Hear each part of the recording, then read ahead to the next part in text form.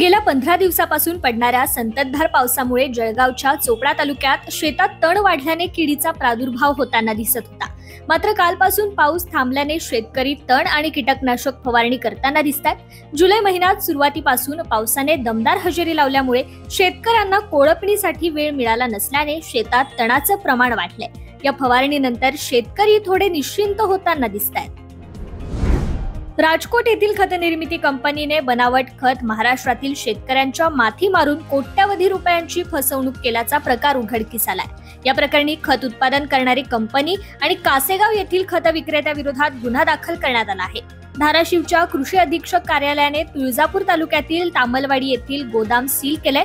तामलवाडी येथे एका गोदामात रासायनिक खताचा अनधिकृत साठा असल्याची माहिती अज्ञाताने धाराशिवच्या जिल्हा कृषी अधीक्षकांना दिली। धाराशिवचे खत निरीक्षक तथा जिल्हा गुणवत्ता नियंत्रण निरीक्षक प्रवीण पाटील यांच्या नेतृत्वाखालील पथकाने या गोदामावर धाड टाकली।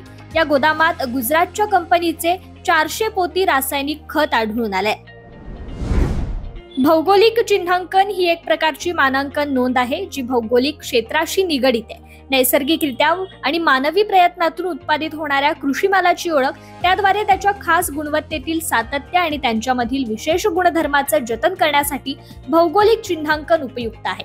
भारतामध्ये एकूण 200 कृषी उत्पादनांना भौगोलिक मानांकन प्राप्त झालं असून त्यापैकी महाराष्ट्रामध्ये 38 कृषी उत्पादकांना भौगोलिक चिन्हांकन मिळालंय। कृषी उत्पादनांच्या भौगोलिक मानांकनात महाराष्ट्र राज्य देशात प्रथम क्रमांकावर आहे। शेतकऱ्यांनी आता फळबाग तंत्र आत्मसात करून गटशेती करण्यासाठी वळले तरच शेतकऱ्यांची उन्नती होऊ शकते।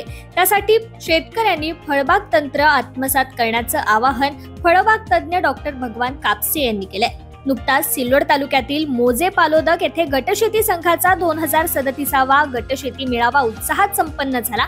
या कार्यक्रमात गटशेती प्रणेते तथा फळबाग तज्ञ डॉक्टर भगवानराव कापसे यांनी गटशेतीबाबत तसेच आंबा लागवडीबाबत सविस्तर मार्गदर्शन केले।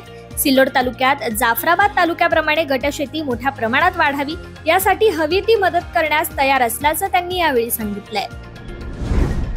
कांद्याचा आगार म्हणून प्रसिद्ध असलेले आणि प्रगतशील शेतकऱ्यांचं गाव म्हणून ओळख असलेल्या साताऱ्याच्या दहिवडी तालुक्यातील बिदाल मधील शेतकरी आता पारंपरिक शेतीला फाटा देत फळबागेकडे वळलेला दिसतोय। निसर्गाची अनेक वेळा अवकृपा, शेतमालाला हमीभाव नसल्याने खात्रीशीर उत्पन्न म्हणून फळबागेकडे पाहिले जाते।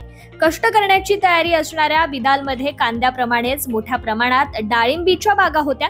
जवळपास 300 हेक्टरवर डाळिंबी होत्या, परंतु तेला रोगामुळे मोजक्याच बागा शिल्लक राहिल्या होत्या। त्यानंतर बिदालकरांनी पुन्हा शेतामध्ये प्रयोग राबवायला सुरुवात केली। आता शेतकरी तैवान, पेरू, सीताफळ, द्राक्ष, ड्रॅगन फ्रूट यांसारख्या फळबाग शेतीकडे वळल्याचं दिसून येत आहे।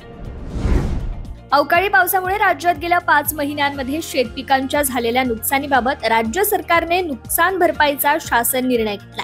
यानुसार गेल्या 5 महिन्यात झालेल्या नुकसान भरपाईपोटी 596 कोटी रुपये मंजूर करण्यात आले, अशी माहिती महसूल विभागाचे अवर सचिव संजीव कुडवे यांनी दिली आहे। श्रावण मास सुरू झाल्याने केळीला स्थानिक बाजारातही उठाव आहे। केळी दरात सुधारणा झाली असून कमाल दर शिवार खरेदीत 1805 प्रति क्विंटल रुपयांपर्यंत पोहोचलाय।